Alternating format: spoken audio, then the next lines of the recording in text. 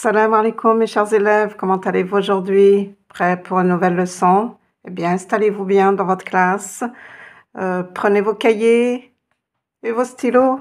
Nous commençons avec aujourd'hui une nouvelle lettre, la lettre Ha.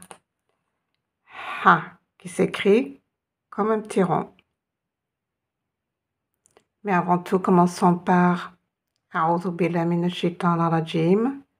Bismillahi ar-Rahmani ar-Rahim. Je vous ai mis en rouge tout ce que nous avons déjà vu dans tous les cours précédents. Bientôt, vous serez capable de le lire par vous-même et de l'écrire. Alors, cours numéro 17, la lettre Ha. Ha. Voici le plan de la leçon d'aujourd'hui. N'oubliez pas surtout de vous inscrire pour participer à ce cours. Abonnez-vous. N'oubliez pas, nous allons commencer par la lettre Ha, associée à ses voyelles brèves et longues. Nous verrons ensuite quelques mots du Coran qui s'écrivent avec la lettre Ha. Et nous passerons à la rubrique un mot, une explication. Je sais que vous aimez bien cette rubrique. Et attention à la fin, je vais vous lancer un défi lecture. Vous serez capable de lire un verset du Coran. Peut-être pas complètement, mais au moins la moitié, vous allez voir. Si vous avez suivi tous les cours et que vous avez travaillé sérieusement, vous serez capable de lire ce verset. Et quel verset! Alors, ne quittez pas votre classe avant d'avoir fini la leçon. Allez, commençons. Bismillah. Alors, la lettre Ha, regardez bien. Elle s'écrit ainsi. Alors, comme d'habitude, regardez bien au début du mot. Elle s'écrit ainsi. Au milieu du mot, vous la trouverez très souvent de cette manière. On dirait un petit papillon. Et à la fin du mot, lorsqu'elle est reliée, eh bien la voici. Vous voyez qu'il y a des petits changements. Au début, au milieu, à la fin. Alors à la fin, si elle n'est pas liée à la lettre qui la précède, eh bien nous la trouvons sous cette forme. Alors, voilà. Je vais imaginer que j'ai Ha et on retrouvera notre lettre de l'alphabet. Alors, je prends par exemple les voyelles Ha, I, OU, I, Ha, OU. Ok? Alors, je vais vous montrer dans le Coran les différentes graphies de cette lettre Ha qui est un peu particulière. J'ai pris la sourate Baqara, page 5. Observez bien la graphie de ce Ha. Ici, c'est Hu. Vous avez la lettre Lem, Lehu. Vous voyez comment la lettre Lem, elle est reliée à la lettre Ha. Vous avez aussi, à la fin du mot, vous voyez, la lettre Ha. Même ici. Ha. Ah là, observez bien. Regardez cette graphie de cette lettre Ha. Elle est un peu particulière. Souvent dans le Coran, vous n'arrivez pas à reconnaître cette lettre. Alors observez bien. La lettre Ha. Nous en avons aussi une ici. Ha. Et à la fin d'un mot, lorsqu'elle est reliée, vous avez ici Bihi. Hi. Passons maintenant à quelques mots. Alors, je vous ai trouvé des prénoms arabes contenant cette lettre Ha. Allez, à votre tour de travailler. Allez, je suis sûre que vous allez arriver à lire tout seul ces mots, ces prénoms. Observez bien. Nous allons nous intéresser beaucoup plus à la Hamza. D'accord? Hani. Hani. Hani. Hana. Hana. Hana. Alors ici, j'aurai Hana. Nahla. Nous aurons un ou ici.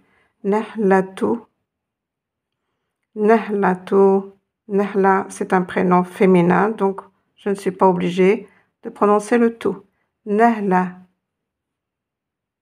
Nahil. Nahil. Wahibatu. Wahiba. Wahiba. Nabiha. Nabiha. Hania. Hania.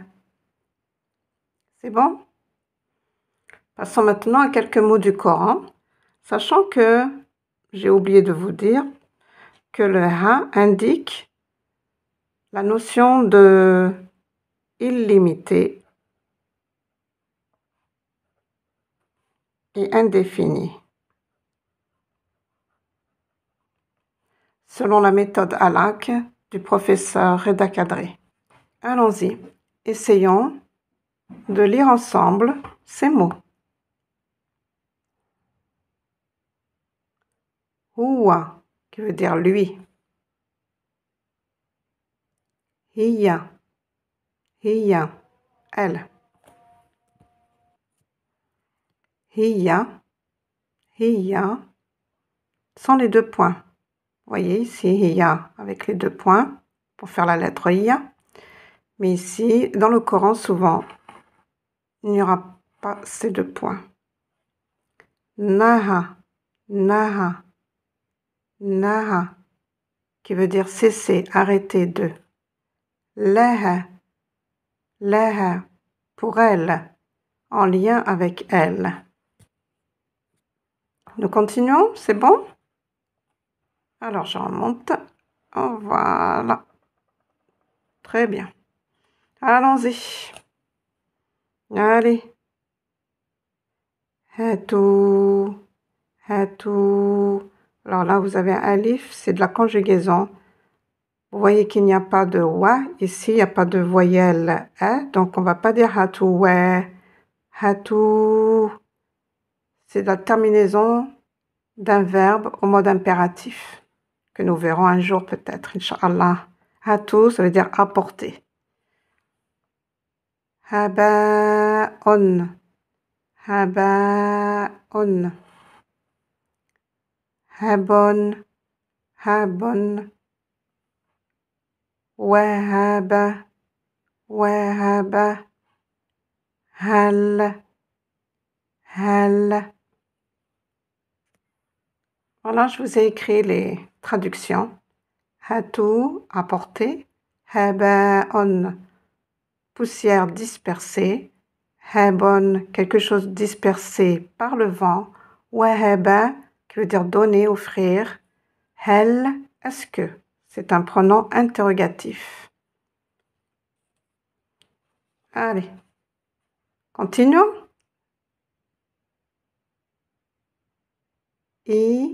Ilayhi, vers lui. Ilayhi, vers lui.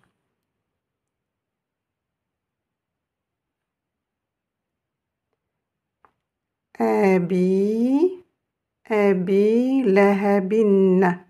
Voyez les deux voyelles? Le tanwin que nous avons vu dans le cours précédent. Abi lahabin. Abu lahabi. Dans la tradition, il s'agit de l'oncle du prophète. Il s'agira de tous ceux qui portent une doctrine qui n'a rien à voir avec celle apportée par le prophète Mohammed sallallahu alayhi wa sallam. Alors continuons avec la dernière ligne. ilahun, qui veut dire divinité, un commandeur autre que Allah, ilahun. Voici son pluriel, alihatun, alihatun, des divinités, des commandeurs.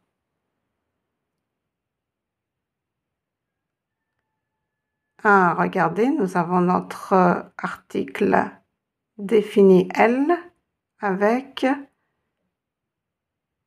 le alif. El, ahil. N'oubliez pas qu'il y a une shidda, je dois insister. Hil, hil, el ahillati, qui veut dire la nouvelle lune. Et observez bien ce mot ici. Oh là là là là là là, regardez tout ce qu'il y a dessus. Allez, essayez. Nous avons la voyelle A. Nous avons ici un alif suscrit. Donc, je vais prolonger. Ce sera un Ha long. Et vous avez une petite vague qui veut dire qu'on va la prolonger de 4 temps. C'est bon? Allez, n'ayez pas peur. Vous êtes capable de le lire. Ha, ha. Voici la deuxième lettre, la lettre Waw, surmontée de la Hamza. Ça veut dire que le Waw ici est un support. On ne prononcera pas le Waw.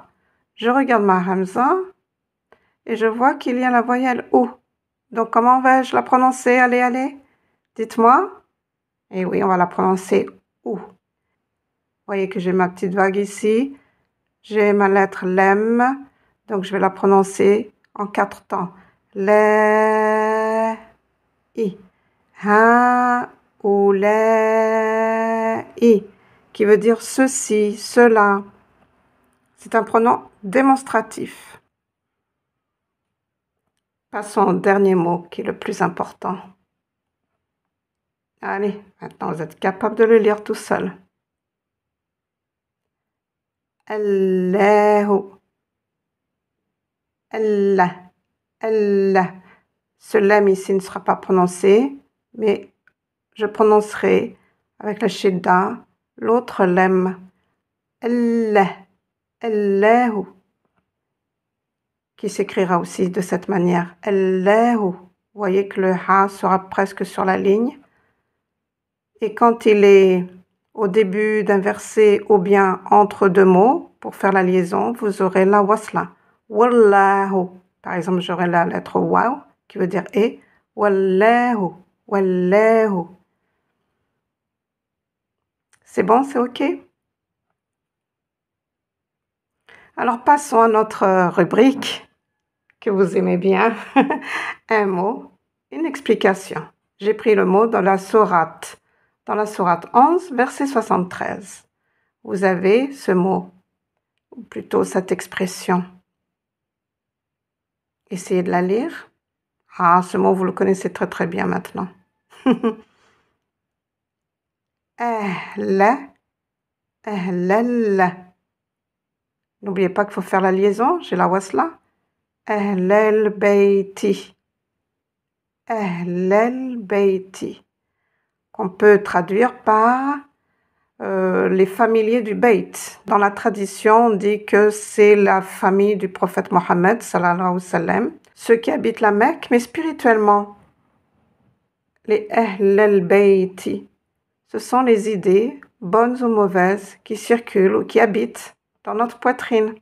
Alors, je vous remontre. Ahl al-Bayti. Passons maintenant à notre grand défi lecture. Alors, dans ce défi lecture, je vais vous montrer un verset du Coran que vous allez essayer de lire tout seul. Je ne vous dis pas encore quel verset, ni dans quelle sourate, pour que vous n'essayiez pas de regarder les transcriptions phonétiques ou bien la traduction. Voilà, je vous ai fait un gros plan. Voici le verset que vous êtes capable de lire. Alors, ce n'est que la moitié d'un verset, mais alors, Quel verset? A'udhu billahi minash shaitanir rajim. Bismillahirrahmanirrahim. Allez, je vous ai fait un gros plan. Essayez seul de lire ce verset.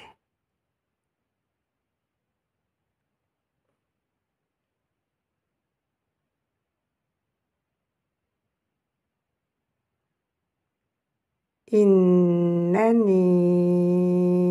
Vous voyez que j'ai la vague ici, donc je dois la prononcer beaucoup plus longue, 4 temps, c'est-à-dire plus long que le i long. Innani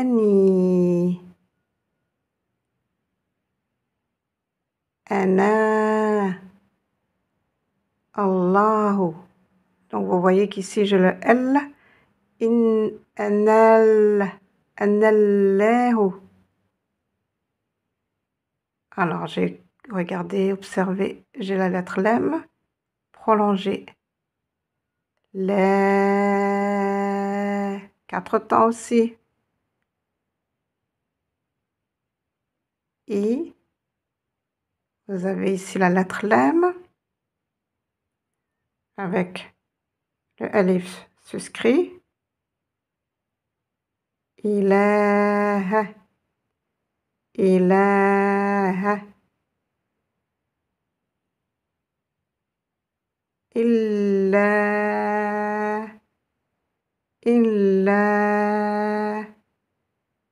ana. Alors, ne faites pas attention à ce signe. Il s'agit d'un signe pour le tajwid, c'est-à-dire la récitation du Coran. Si je m'arrête là, ou bien si je continue sans faire d'arrêt sur ce mot. Donc là, j'ai bien ana. Alors, on relit tout. Innani ana Allah. Innani anallahu. La ilaha illa ana. Qui parle à qui ici? Il s'agit d'Allah qui parle en ces termes au prophète Moussa, Moïse, alayhi salam. Il lui dit Innani, certes, c'est incontestable que moi, je suis Allah, ton seul commandeur. La ilaha illa ana. Il n'y a pas d'autre commandeur que moi. Subhanallah. La ilaha illallah. La ilaha illallah. Voilà. Nous allons terminer aujourd'hui ce cours sur ce verset.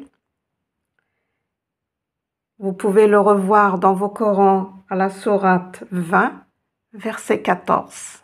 Le cours est terminé. N'oubliez pas de vous abonner à la chaîne. Et à la fin, qu'est-ce qu'on dit? Alhamdulillahi Rabbil Alamin.